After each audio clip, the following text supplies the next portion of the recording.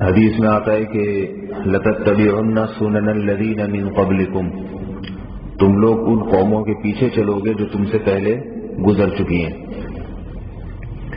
یہاں تک کہ اگر ان میں سے کوئی گوہ کے بل میں گھسنے کی کوشش کرے گا تو تم بھی کرو گے۔ مطلب حدیث کا کیا ہے کہ پہلی بات تو یہ کہ اللہ تعالیٰ نے یہ جو آخری امت بھیجی ہے یہ تمام امتوں میں سب سے افضل ترین امت ہے، تو ہونا تو یہ چاہیے کہ دوسری امتیں اس امت کے پیچھے چلیں، لیکن فرمایا قرب قیامت میں الٹا کام ہوگا، جو بہترین امت ہے وہ بدترین لوگوں کے پیچھے چلنا شروع ہو جائے گی۔ ایک تو الٹا کام یہ ہوگا، یعنی جس قوم کو مقتدا اور رہبر اور قائد بننا چاہیے تھا وہ مقتدی بن جائے گی، پیچھے چلنا شروع کر دے گی۔ اور دوسری بات یہ کہ پیچھے بھی اچھے کاموں میں نہیں چلے گی۔ یہودی اور عیسائی وہ قوم ہیں جنہوں نے پیغمبروں کی تعلیمات کو بھلا دیا۔ پیغمبر جو اللہ کی طرف سے بھیجے گئے تھے، ظاہر ہے ان کی تعلیمات بھی اللہ کی تعلیمات تھی، اس سے بہتر تعلیمات کسی کی ہو سکتی ہیں؟ یہودیوں نے حضرت موسیٰ کلیم اللہ کی تعلیمات کو بھلا دیا، عیسائیوں نے حضرت عیسیٰ روح اللہ کی تعلیمات کو ختم کر دیا۔ واحد مسلم قوم ہے، مسلمان قوم ہے جن کے پاس اللہ کے بھیجے ہوئے پیغمبر کی تعلیمات محفوظ بھی ہیں، اور بہت بڑی امت جہاں مخالفت کرتی ہے وہاں چلنے والے بھی بہت سے لوگ ہیں نبی کی تعلیمات پر۔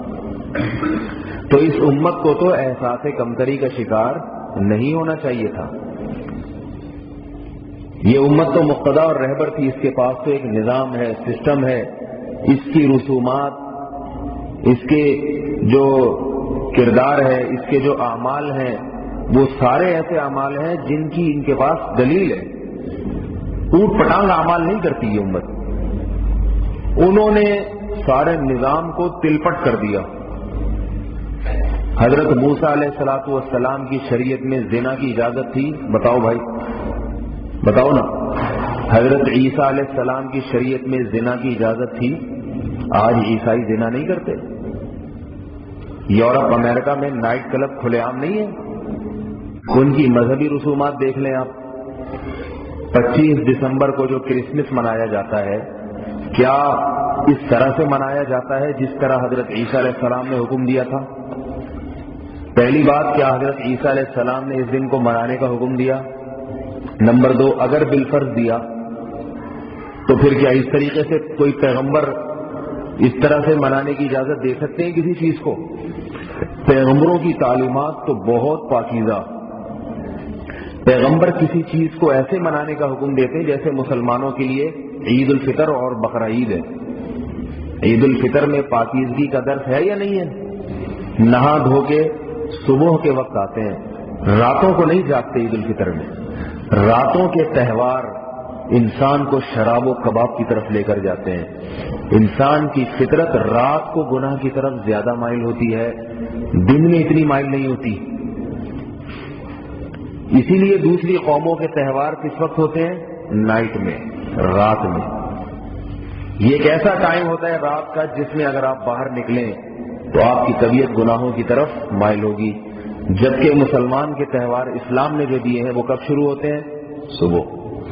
صبح مسلمان نہا دھو کے آتا ہے، عید کی نماز ادا کرتا ہے، عبادت سے تہوار شروع ہوتا ہے، نماز سے، قربانی سے۔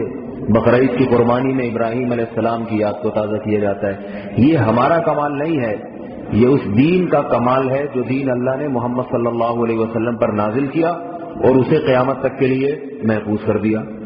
وہ دین اللہ نے ہمیں دیا ہے، تو ہمیں فخر کرنا چاہیے تھا کہ ہمارے پاس ساری صحیح تعلیمات موجود ہیں۔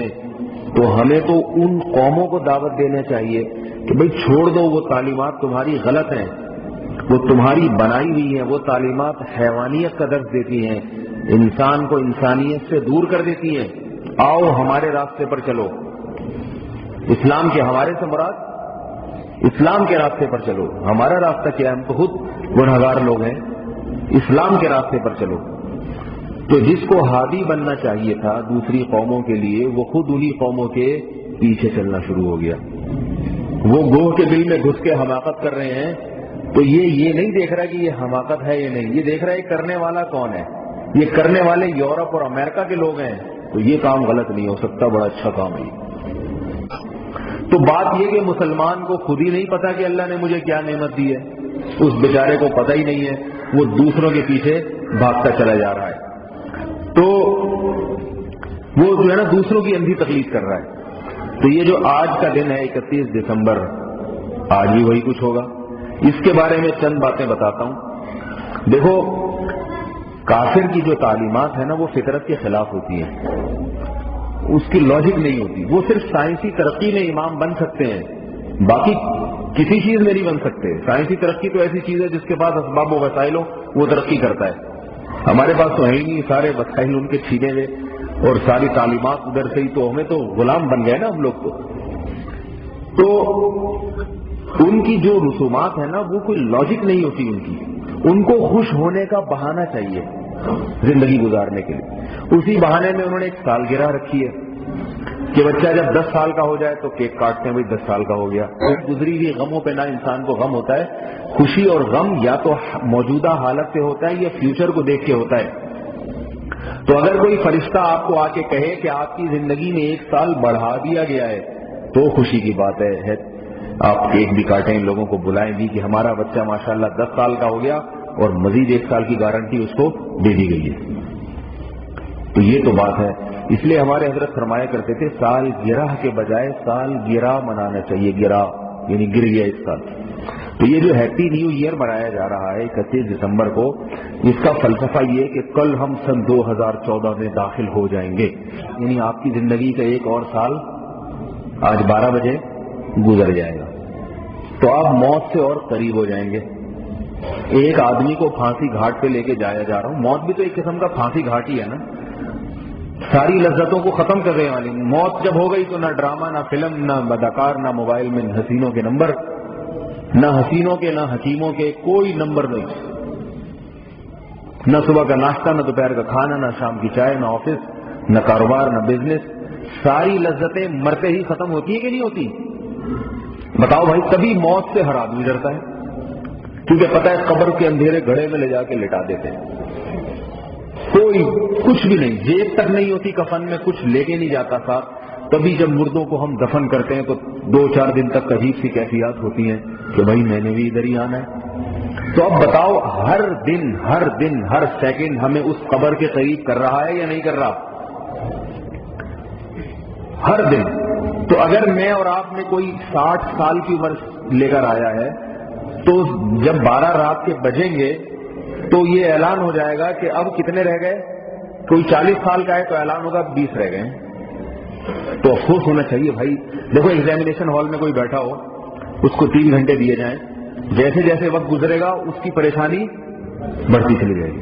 اعلان ہوتا ہے صرف آدھا گھنٹہ باقی ہے. اعلان ہوتا ہے نہیں ہوتا؟ اعلان ہوتا ہے انگلش میں بھی اردو میں بھی، صرف آدھا گھنٹہ باقی. بڑھیا دیکھتا آدھا گھنٹہ باقی ہے. اب یہ نہیں کہ آدھا گھنٹہ باقی تو 2.5 گھنٹے ہو گئے. بھائی واہ بھائی 2.5 گھنٹے تو ہو گئے. اب 2.5 گھنٹے ہو گئے سر، چائے لے کر آؤ. 2.5 گھنٹے ہو گئے بھائی، 2.5 گھنٹے پورے 2.5 گھنٹے ہو گئے، یا 2 گھنٹے الحمدللہ مکمل گزر گئے. اب ناچو گاؤ خوشیاں مناؤ 2 گھنٹے. او بھائی تیرے یہاں سے نکالنے میں اب کتنا 1 گھنٹہ رہ گیا خالی. تو منزل اگر بہت خوبصورت ہو جہاں جا رہے ہیں تو اس میں تو اس بات کی خوشی ہوتی ہے کہ 6 گھنٹے کا سفر تھا، 4 گھنٹے کمپلیٹ ہو گئے. جیسے ہی اناؤنسمنٹ ہو 4 گھنٹے کا سفر ہو چکا ہے، 2 رہ گئے، تو انسان خوش ہوتا ہے. اس پہ نہیں خوش ہوتا کہ 4 گزر گئے، کل 2014 ہے، بلکہ یہ کہ اب جہاں ہم جا رہے تھے، جیسے کوئی امریکہ سے 10 سال کے بعد آ رہا ہے اپنے عزیزوں سے ملنے کے لیے، 24 گھنٹے کا بائی ایئر سفر ہے، تو بیٹھا بیٹھا تھک گیا. 22 گھنٹے مکمل ہو گئے، 23 گھنٹے مکمل ہو گئے. اناؤنسمنٹ ہوئی بھائی 23 گھنٹے ہیز کمپلیٹڈ اور 1 گھنٹہ باقی ہے. تو خوشی ہوتی ہے اس پہ ہی جو گزر گئے. خوشی اس کی ہوتی ہے صرف اپنے رشتے داروں سے ملاقات میں صرف 1 گھنٹہ باقی رہ گئے. یہاں بھی سمجھ میں آتا ہے انسان کیک کاٹے کھلا, بھائی سب مسافر ایک دوسرے کو کھلا رہے ہیں, بھائی 1 گھنٹہ رہ گیا انشاءاللہ کراچی ایئرپورٹ پہ اتریں گے, اگر دھماکہ نہ ہوا تو خیر و عافیت کے ساتھ اپنے رشتے داروں سے ملاقات ہوگی. اور کٹی پہاڑی والے بھی خوش ہو رہے ہوتے ہیں, بنارس والے بھی, کہ بھئی ایک اور راستہ نکل آیا, وہاں سے گھوم کے انشاءاللہ ملاقات ہو جائے گی. تو 1 گھنٹہ رہ گیا, وہ بھی گزرے ہوئے ایام پہ نہیں بلکہ اگلے 1 گھنٹے پہ خوشی ہوتی. لیکن یہ جب ہے جب یقین ہوتا ہے کہ میں اچھے انجام کی طرف جا رہا ہوں, خوشی کی طرف جا رہا ہوں, اپنے رشتے داروں سے مل رہا ہوں. جب سال گزرتا ہے نا تو کس کے قریب ہو رہے ہیں آپ؟ یہ جو زندگی کا سفر تھا یہ اختتام پذیر ہو رہا ہے یا ابھی شروع ہو رہا ہے؟ بھائی اینڈ کی طرف جا رہا ہے یا اسٹارٹ کی طرف جا رہا ہے؟ یہ اگر اسٹارٹ کی طرف جا رہا ہوتا کہ ہم عالم ارواح میں ہوتے اور اللہ نے بتایا ہوتا سن 2014 میں تم پیدا ہو جاؤ گے, اب 2013 میں جیسے ہی 12 بجتے ہم کہتے واہ بھائی واہ, اب ہمارے دنیا میں آنے کا وقت آ چکا ہے, ہیپی نیو ایئر مناتے, اچھلتے کودتے, خوشیاں مناتے. بہت اچھی بات ہے بھائی, مناتے, خوشی کی چیز ہے. عید کے دن ہم مناتے ہیں نا, خوشی خوشی ہوتی ہے. جبکہ جو ہیپی نیو ایئر منایا جاتا ہے یہ درود شریف پڑھ کے نہیں منایا جاتا, یہ نمازیں پڑھ کے نہیں منایا جاتا, یہ غسل کر کے نماز کی کر کے اور یہ اس طرح سے نہیں منایا جاتا. یہ جس طرح منایا جاتا ہے ساری دنیا کو معلوم ہے, بلکہ ہمیں شاید اتنا معلوم نہ ہو جتنا عام لوگوں کو معلوم ہوتا ہے. یہ بے حیائی کے طریقے سے منایا جاتا ہے, شرابیں پی جاتی ہیں, ناچا گایا جاتا ہے, کیونکہ وہ لوگ عبادت سے دور ہو چکے, تو ہمارے مسلمان بھی انہی جیسا بننے کی کوشش کر رہے ہیں. تو یہ 3 بڑی بڑی خرابیاں ہیں نیا سال منانے میں. اور چوتھی خرابی, یہ تیسری خرابی پر انشاءاللہ میں کچھ بات ابھی کروں گا, اور چوتھی بڑی خرابی کیا ہے کہ اس سے غلط نظریے کی تائید بھی ہوتی ہے. دیکھیں اسلام میں جو ہے نا, اسلام میں سال گزرتا ہے شمسی اعتبار قمری اعتبار سے. والقمر قدرناہ منازل, قرآن کہہ رہے ہیں ہم نے چاند کی منزلیں طے کر دی ہیں. لتعلموا عدد السنین والحساب, دوسری جگہ فرمایا کہ تاکہ تم سالوں کا حساب معلوم کرو. تو چاند کو خالق کائنات نے سال گزرنے کی علامت قرار دیا ہے. کس کو؟